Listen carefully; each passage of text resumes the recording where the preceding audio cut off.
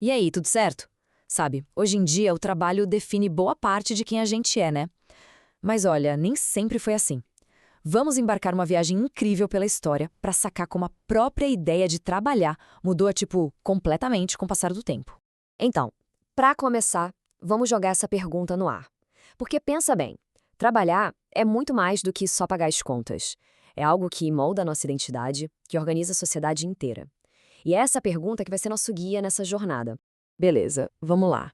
Nossa viagem começa, lá no comecinho da humanidade, numa época em que a linha entre viver e trabalhar simplesmente não existia. Imagina só, para os grupos de caçadores-coletores, não tinha essa de bater o ponto, sabe? As tarefas para garantir a comida, tipo caçar ou coletar frutas, estavam totalmente misturadas com o dia a dia, com a vida em grupo. Não era um emprego, era a vida acontecendo, simples assim. E é aqui que a gente tem a primeira virada de chave. As ferramentas de pedra foram um baita avanço, claro.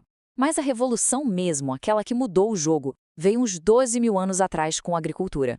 Foi aí que tudo mudou de figura, abrindo caminho para as grandes civilizações que a gente conhece. Então, o ponto central é esse, olha só. Plantar e colher permitiu que as pessoas produzissem mais comida do que precisavam para sobreviver. E esse excesso de comida, o excedente, fez toda a diferença. Não só alimentou mais gente, fazendo as vilas crescerem, mas criou a base para a hierarquia social, para a ideia de isso é meu. E claro, pela primeira vez, nem todo mundo precisava ralar na lavoura. É aí que surgem os especialistas: o ferreiro, o cara que fazia potes, o construtor. Bom, seguindo em frente, vamos ver como essa história evolui. Porque é a partir daqui que o trabalho começa a ganhar um peso social, sabe, até moral. Ele passa a definir qual é o lugar de cada um no mundo. Agora, olha que interessante o contraste aqui. É tipo brutal. Lá na Grécia Antiga, o trabalho manual era super desvalorizado, coisa de escravo mesmo. Já os cidadãos livres, esses se dedicavam à política, à filosofia, outra vibe. Aí, milênios depois, vem a Reforma Protestante, principalmente com o pensamento calvinista, e vira tudo de cabeça para baixo. O trabalho deixa de ser um peso para se tornar uma vocação, quase divina.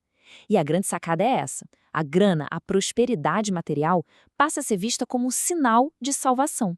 Essa mentalidade foi basicamente o combustível ideológico perfeito para o capitalismo nascer, sabe? Incentivando a galera a reinvestir e acumular riqueza como se fosse um dever moral. E no meio desses dois extremos a gente teve a Idade Média, que tinha um sistema duplo. Lá no campo rolava a servidão feudal. O cara trabalhava na terra em troca de proteção do senhor feudal. Já nas cidades que estavam crescendo de novo, os artesãos se juntavam nas corporações de ofício. Pensa nessas corporações como uma mistura de sindicato com escola técnica, tudo junto, que controlava a qualidade e passava o conhecimento para frente. E agora a gente chega no momento de maior ruptura da história do trabalho. Um ponto de virada que, sério, redefiniu a vida de milhões de pessoas e que a gente sente os efeitos até hoje. A máquina a vapor, ela mudou tudo. A produção que era artesanal dá lugar para a indústria. A Revolução Industrial foi basicamente isso: a força bruta da máquina no lugar da habilidade da mão humana. Aquele artesão, que antes controlava o processo inteiro, do começo ao fim, perdeu espaço. Agora, quem manda é o operário da fábrica, que tem que seguir o ritmo maluco e sem parar da linha de produção. E a vida desse novo trabalhador era, assim, duríssima. Pensa em jornadas de mais de 12 horas, ambientes perigosos, tarefas repetitivas até não poder mais. Aquela autonomia, sabe? O orgulho do trabalho bem feito. Tudo isso se perdeu no meio do barulho ensurdecedor e da fumaça das fábricas. E é óbvio que esse novo sistema ia gerar um monte de críticas, né? A análise inspirada em Karl Marx, por exemplo, mostrava exatamente isso, que essa nova estrutura concentrava toda a riqueza na mão dos donos das fábricas, enquanto explorava a força de trabalho da galera. Isso criava uma desigualdade que não era um acidente, era parte do sistema. Avançando para o século XX, a gente vê um movimento duplo, bem interessante. De um lado, uma busca quase obsessiva pela eficiência máxima. E do outro, a luta dos trabalhadores por condições um pouco mais dignas de vida.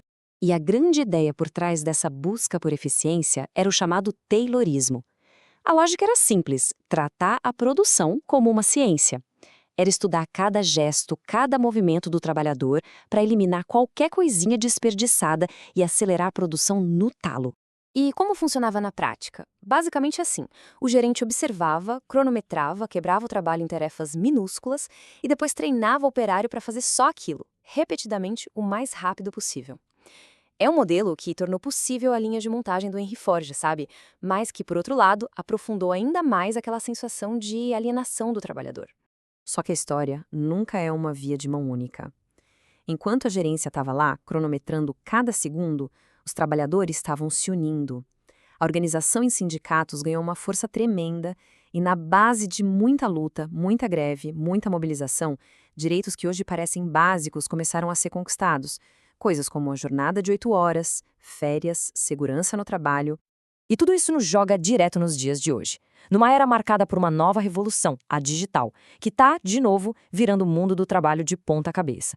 Essa combinação de internet, automação e um mercado totalmente globalizado fez um monte de empregos tradicionais, aqueles de fábrica, simplesmente sumirem do mapa ou irem para outros países.